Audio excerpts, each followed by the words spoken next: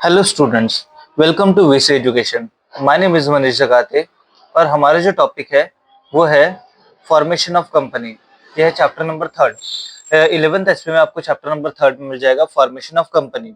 तो formation of company मतलब क्या होता है बेटा कि जो जॉइंट स्टॉक कंपनी है वो किस तरीके से फॉर्म होती है, किस तरीके से रजिस्टर्ड होती है, किस तरीके से चलती है, इस चैप्टर में हम देखने वाले हैं। ये चैप्टर बहुत इंपॉर्टेंट है आपके लिए। अगर आप कंपनी के बारे में जानना चाहते हो, जॉइंट स्टॉक कंपनी का मीनिंग हमने ऑलरेडी पढ़ दिया है। तो देखिए, जॉइंट स्टॉक कंपनी का मीनिंग यहाँ पर भी दिया है। A company is an artificial legal person that is it is creation of law. ये जॉइंट स्टॉक कंपनी जो होता है बेटा एक आर्टिफिशियल लीगल पर्सन है जो लॉ क्रिएट करती है। It comes into existence when it is registered by following the procedure laid down by the companies Act 2013। तो जो कंपनीज एक्ट 2013 है, इनके प्रोविजंस के हिसाब से ही हमारी कंपनी जो है फॉर्म होती है। Formation of company means registering. देखो, फॉर्मेशन ऑफ कंपनी का मीनिंग दिया है। Formation of company means registering, अपनी कंपनी को रजिस्टर्ड करना। इनकॉर्पोरेटिंग, इनकॉर्पोरेटिंग मतलब रजिस्ट्रेशन करना से वही होता है। A company with the registrar of company. याद रखिएगा, जो जॉइंट स्टॉक कंपनी है वो हमारे जो रजिस्ट्रार ऑफ आरओसी है वहां पर रजिस्टर्ड होती है। In the state where the company is registered office is located, जहां पर उसका रजिस्टर ऑफिस लोकेटेड है। तो यहाँ पर देखिए, based on the minimum number of promoter, promoter कितने अवेलेबल है उसके ऊपर डिपेंड है। प्रोमोटर मतलब कौन बेटा? जो कंपनी को प्रमोट करता है, कंपनी को स्टार्ट करता है, उसे प्रोमोटर कहते हैं। अगर आप पब्लिक कंपनी स्टार्ट कर रहे हो तो इसमें मिनिमम 7 प्रोमोटर लगते हैं, या फिर प्रोमोटर या मेंबर या पर्सन भी कहा जा सकता है। अगर आप प्राइवेट कंपनी स्टार्ट करते हो तो मिनिमम 2 मेंबर्स या 2 प्रोमोटर लगते हैं, और 1 पर्सन कंपनी मिनिमम 1 प्रोमोटर रहते हैं। तो याद है कि अगर आप मैक्सिमम की बात करें तो मैक्सिमम इसमें होते हैं नो लिमिट, इसमें 200, और जो 1 पर्सन कंपनी होता है उसमें ओनली 1। अब हम बात करते हैं based on a capital structure. Capital structure के बेसिस पे कंपनी जो है कैसे रजिस्टर्ड होती है। तो सबसे पहला होता है company limited by share, company limited by guarantee, और एक होता है अनलिमिटेड लायबिलिटी कंपनी, जो हम पीछे देखने वाले हैं। कंपनी लिमिटेड बाय शेयर मतलब क्या? तो बेटा ऐसी कंपनी जो शेयर से ही लिमिटेड है। एग्जांपल, मैं किसी कंपनी के शेयर्स खरीदता हुआ 10,000 रुपीज के, तो मेरी जो लायबिलिटी होगी वो 10,000 तक ही होगी। तो देखिए, in this, the capital is collected by issuing shares and the liability of member is limited to the extent of the unpaid part of the face value of share bought by them। तो जो share holder जितने amount के capital खरीदता, shares खरीदता है, उसके लिए ही वो लाइबल होता है। जिसने अगर जितना वो नहीं दिया, जो अनपेड अमाउंट है। एग्जाम्पल की मैंने 10,000 के शेयर्स खरीदे हैं, मैंने एप्लीकेशन और जो अलॉटमेंट का पैसा दे दिया है, और फिर भी अगर 8,000 अगर बचता है या 6,000 बचता है तो वो मुझे देना पड़ेगा, उसके लिए मैं लाइबल रह जाता हूँ। देन देखिए, second, company limited by guarantee। in this company its member have a guaranteed to contribute। इसमें मेंबर जो है गारंटी देते हैं कंट्रीब्यूट करने की to certain amount of money either to the asset of the company। एक तो वो एसेट दे सकते हैं at the time of winding up of the company towards the cost of winding up company। तो देखिए क्या होता है कि जॉइंट स्टॉक कंपनी जो है वो एक ऐसी कंपनी है, या फिर अगर हम देखें कंपनी लिमिटेड बाय गारंटी, जिसमें मेंबर जो है गारंटी देता है कि भैया मैं इतना पैसा कंट्रीब्यूट करूंगा या फिर इतने एसेट कंट्रीब्यूट करूंगा जब कंपनी वाइंड अप हो जाएगी। वाइंडिंग अप मतलब होता है क्लोज डाउन होना या बंद होना। अब देखिए यहाँ पर दिया है unlimited liability company. Unlimited liability मतलब कंपनी मतलब क्या होता है बेटा? देखिए कि अनलिमिटेड लाइबिलिटी कंपनी मतलब जिसमें मेंबर्स की लाइबिलिटी कैसी रहती है? अनलिमिटेड रहती है। In this company the liability of member is unlimited. Members की लाइबिलिटी कैसी होती है? अनलिमिटेड होती है।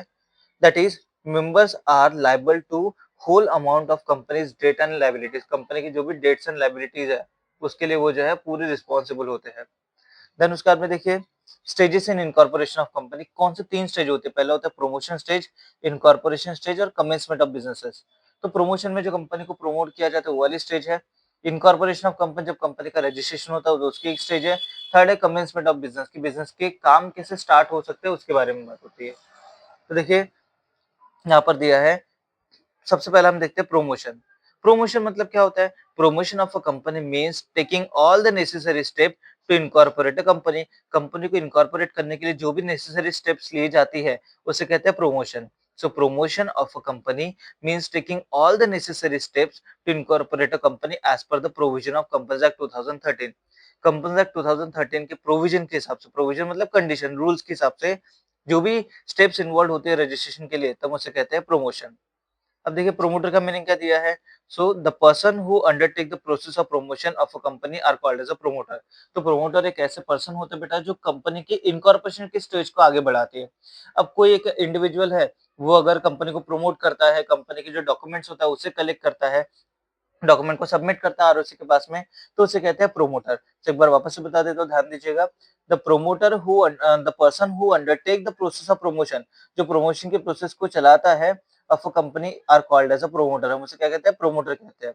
अ प्रोमोटर कैन बी इंडिविजुअल, एक प्रोमोटर एक इंडिविजुअल भी हो सकता है, एक पार्टनर भी हो सकता है, कंपनी भी हो सकती है, या फिर एसोसिएशन या फिर सिंडिकेट भी हो सकता है, एक पर्टिकुलर एरिया भी के तौर पे भी हो सकता है। Then Section 2, Subsection 69 of Companies Act 2013 defines the term promoter as a person, कि person के तौर पे उन्होंने define किया है, who has been named in such a prospectus or is identified by the company in the annual return। तो याद रखिएगा कि जो कंपनीज एक्ट 2013 के हिसाब से जो ऐसा पर्सन जिसका नाम प्रोस्पेक्टस के अंदर दिया है या फिर जो इनकॉर्पोरेशन के स्टेजेस को पूरा करता है, तो उसे प्रोमोटर कहते हैं। तो अगर आपको ये क्वेश्चन आएगा तो आपको क्वेश्चन देने वाला है वो रोल ऑफ प्रोमोटर करके। तो रोल ऑफ प्रोमोटर का क्या रोल होता है? तो कुछ पॉइंट्स मैं आपको समझा देता हूँ। देखिए, promoter are the one who come up with the idea of starting business, जो बिजनेस का आइडिया बिजनेस स्टार्ट करने का आइडिया लेकर आता है, उसे प्रोमोटर कहते हैं। देट उसका काम ही वही है कि भैया आइडिया लेकर आओ, आप नया वाला बिजनेस स्टार्ट करने का आइडिया लेकर आओ, पहला उसका रोल है। सेकंड रोल है, they decide the object of the business, business का ऑब्जेक्ट डिसाइड करता है। अमाउंट ऑफ कैपिटल जो नीडेड, जितना भी कैपिटल लगने वाला बिजनेस के लिए, वो डिसाइड करता है। स्केल ऑफ बिजनेस ऑपरेशन की बिजनेस ऑपरेशन कौन से स्केल में करना है, कहाँ तक बिजनेस करना है, उसके ऊपर भी जो है वो काम करता है।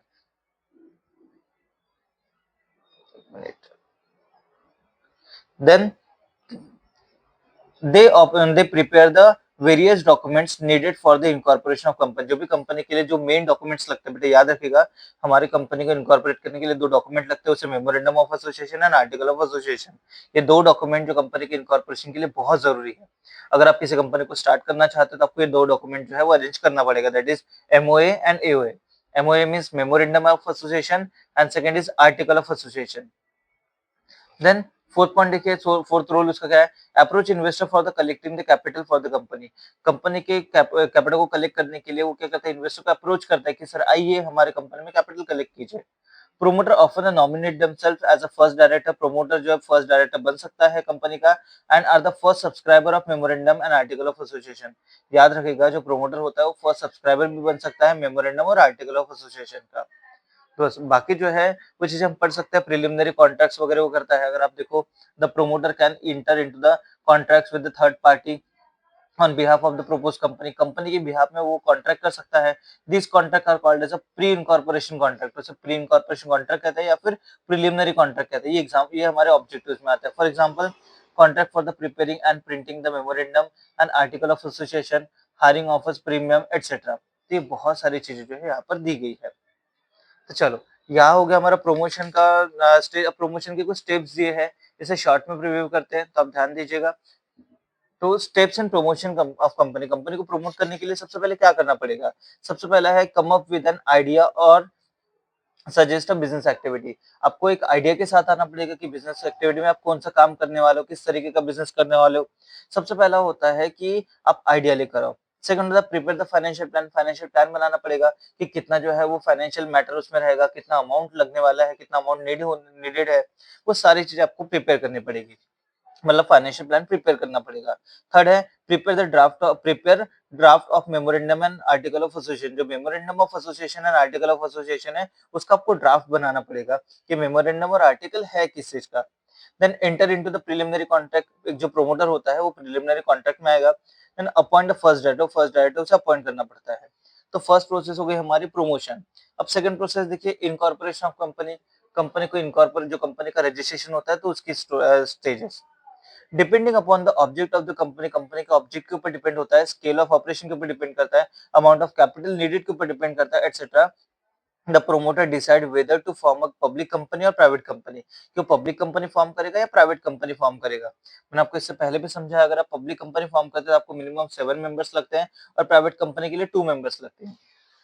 अब बात करते हैं, देखिए जो क्वेश्चन दिया है, following are the steps undertaken to incorporate company. Company को अगर आपको रजिस्ट्रेशन करना है तो उसके लिए कौन से स्टेज चाहिए? तो इसमें सबसे पहला होता है बेटा obtain the digital signature certificate. आपको डीएससी लगता है, जो डिजिटल सिग्नेचर सर्टिफिकेट है वो आपको लगने वाला है।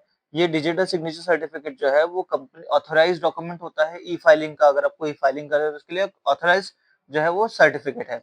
सेकंड पॉइंट है हमारा registered DSC in the name of the director with MCA.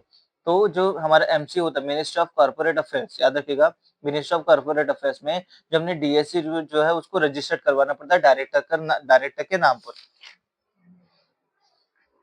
Third point हमारा ऑप्टेन डायरेक्टर आइडेंटिफिकेशन नंबर। देखो याद रखिएगा, हर एक डायरेक्टर के लिए डीआईएन होना जरूरी है। डीआईएन मतलब होता है directors identification number. Fourth point हमारा apply for the reservation of name. नाम के लिए अप्लाई करना पड़ेगा, आपकी कंपनी का नाम क्या है। याद रखिएगा, कंपनी का नाम किसी और कंपनी के नाम के साथ कॉपी नहीं होना चाहिए।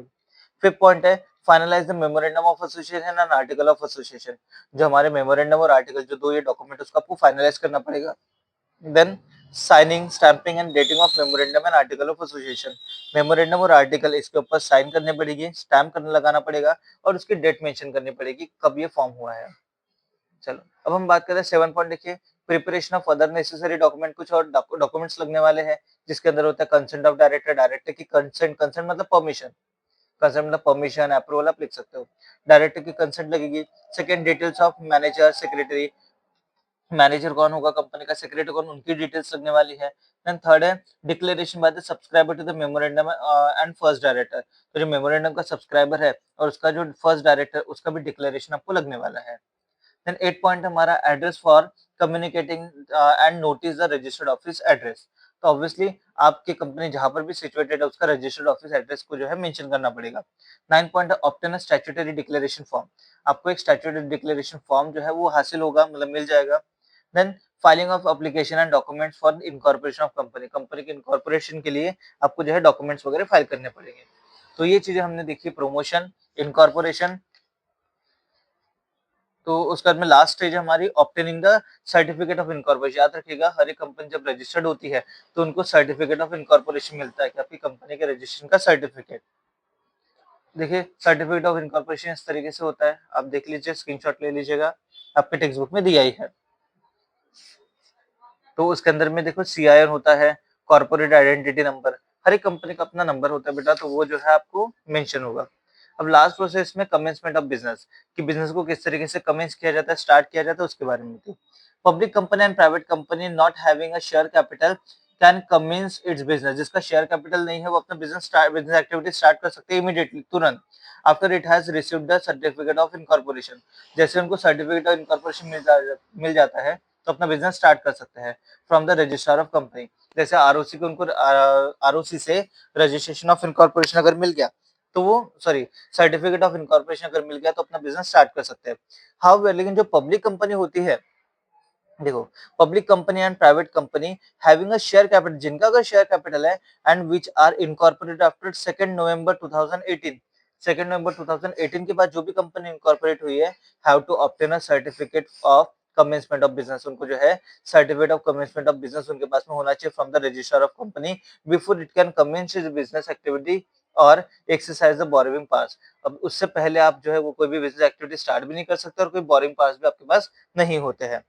तो उसके लिए भी कुछ स्टेप्स दिए है। तो कमेंसमेंट ऑफ बिजनेस का मीनिंग दिया है, तो एक बार पढ़ लेते बेटा। देखो, after filing the declaration in prescribe form, जैसे जो कंपनी का फॉर्म होता है ROC, then shall issue the certificate of commencement of business. जैसे आपने डिक्लेरेशन फाइल कर दिया तो आपको एक certificate of commencement of business मिल जाता है। Public and private company having a share capital, same already हम इसमें पढ़ चुके हैं। पब्लिक एंड प्राइवेट कंपनी जिनके पास शेयर कैपिटल है, can now the start business और स्टार्ट द कलेक्टिंग और बोरोइंग मनी। तो पैसा कलेक्ट कर सकते हैं, पैसे बोरो कर सकते हैं टू अंडरटेक इस बिजनेस एक्टिविटी। लेकिन तभी बेटा जब उनको certificate of commencement of business मिल जाता है। अब public company issue prospectus, public company prospectus issue करती है टू जनरल पब्लिक। अब प्रोस्पेक्टस इज एन इन्विटेशन, याद रखिएगा ये ऑब्जेक्टिव में आता है। प्रोस्पेक्टस एक इन्विटेशन होता है to general public to buy its share of the company. कि प्रोस्पेक्टस में एक ऐसा डॉक्यूमेंट है जो कंपनी इशू करती है जनरल पब्लिक को बुलाने के लिए कि सर आइए हमारे कंपनी के शेयर्स पर परचेस कीजिए और हमको कैपिटल प्रोवाइड कीजिए। सो बेटा, अगर आपको वीडियो पसंद आता है तो इसे लाइक कीजिएगा, शेयर कीजिएगा और वीसी एजुकेशन को सब्सक्राइब कीजिएगा। Thank you so much.